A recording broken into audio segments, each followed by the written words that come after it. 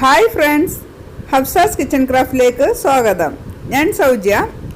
ഇന്ന് ഞാൻ ചില്ലി ഗോപിയുടെ റെസിപ്പിയുമായിട്ടാണ് നിങ്ങളുടെ മുമ്പിൽ വന്നിരിക്കുന്നത്. ഞാൻ അതിനു വേണ്ടി ഒരു ഏകദേശം വലിപ്പമുള്ള ഒരു കോളിഫ്ലവറാണ് എടുത്തിട്ടുള്ളത്. എങ്ങനെ ക്രിസ്പിയോടുകൂടി നമുക്ക് ചില്ലി ഗോബി ഉണ്ടാക്കാമെന്ന് നോക്കാം.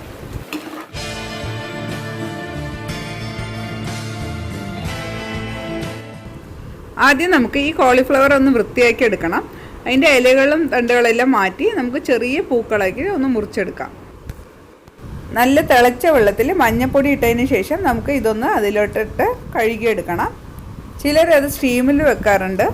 ഞാനിത് മഞ്ഞൾപ്പൊടിയിലിട്ട് കഴുകി വാരി വെച്ച ചില്ലി ഗോപിയാണ്. ഇനി നമുക്ക് അതിനുള്ള മസാല റെഡിയാക്കാം.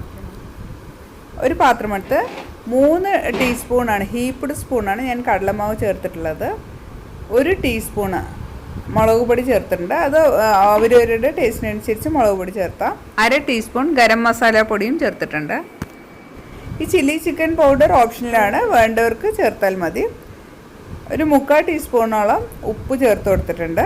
അതോടൊപ്പം തന്നെ ഒരു 1/2 ടീസ്പൂൺ അരിപ്പൊടിയും ചേർത്ത് കൊടുത്തിട്ടുണ്ട്. ഇനി നമുക്ക് 3 ഹീപ്ഡ് സ്പൂണ് കോൺഫ്ലവറും ഇഞ്ചി, വെളുത്തുള്ളി, ചെറിയുള്ളിയും പച്ചമുളകും പാട് ചതച്ചത് ഞാൻ 1 ടീസ്പൂൺ ഹീപ്ഡ് സ്പൂൺ എടുത്തിട്ടുണ്ട്. ഇതെല്ലാം കൂടെ അല്പം വെള്ളം ചേർത്ത് ഒരു മസാല രീതിയിൽ ആക്കിയെടുക്കാം. ഇനി നമുക്ക് ഈ വേവിച്ച് വെച്ച കോളിഫ്ലവർ അതിലോട്ട് ഇട്ട് കൊടുത്ത് നന്നായി ഒന്ന് മിക്സ് ചെയ്തെടുക്കാം.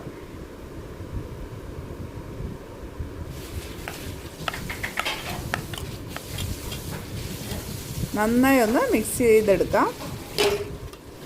നന്നായി മിക്സ് ചെയ്ത് കൊടുത്തതിന് ശേഷം നമുക്ക് അരമണിക്കൂർ ഇത് ഫ്രിഡ്ജിലൊന്ന് റെസ്റ്റ് ചെയ്യാൻ വെക്കാം. മിനിമം അരമണിക്കൂറെങ്കിലും വെക്കണം. അരമണിക്കൂർ ആയതിനു ശേഷം എടുത്ത് ഒന്ന് മിക്സ് ചെയ്തിട്ട് നമുക്കൊന്ന് ഫ്രൈ ചെയ്യാൻ എണ്ണയിലോട്ട് ഇട്ട് കൊടുക്കാം. അതിന് ഞാൻ വേറൊരു പാൻ അടുപ്പത്ത് വെച്ച് അതിലോട്ട് എണ്ണ ഒഴിച്ച് എണ്ണ നന്നായി ചൂടാവുമ്പോൾ അതിലേക്ക് നമുക്ക് കോളിഫ്ലവർ ഇട്ട് കൊടുക്കാം. ഈ ചില്ലി ഗോബി എണ്ണയിലോട്ട് ഇടുമ്പോൾ ഒന്നില്ലെങ്കിൽ ഇട്ടതിന് ശേഷം നന്നായി ഒന്ന് ഇളക്കി കൊടുക്കണം. അല്ലെങ്കിൽ നമ്മൾ ഓരോ വലിയ വലിയ പൂക്കളായിട്ടാണ് നമ്മൾ എടുത്തിട്ടില്ലെങ്കിൽ ഓരോന്നായിട്ട് ഇട്ട് കൊടുക്കുകയാണെങ്കിൽ അത് ഒന്നിനൊന്ന് ഒട്ടിപ്പിടിക്കാതെ നമുക്ക് കിട്ടും.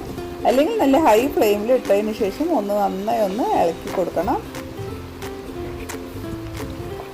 ശേഷം മീഡിയം ഫ്ലെയിമിൽ വെച്ച് നമുക്ക് ഫ്രൈ ചെയ്തെടുക്കാം.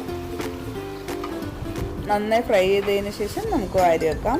ഇത് കണ്ടില്ല, നല്ല ക്രിസ്പി ആയിട്ടുള്ള നല്ല ടേസ്റ്റി ആയിട്ടുള്ള ചില്ലി ഗോബി റെഡി ആയിട്ടുണ്ട്. ഈ വീഡിയോ ഇഷ്ടമായാൽ ഫ്രണ്ട്സ് ആൻഡ് റിലേറ്റീവ്സിന് ഷെയർ ചെയ്ത് സപ്പോർട്ട് ചെയ്യുമെന്ന് വിചാരിക്കുന്നു. Thanks for watching. Have A nice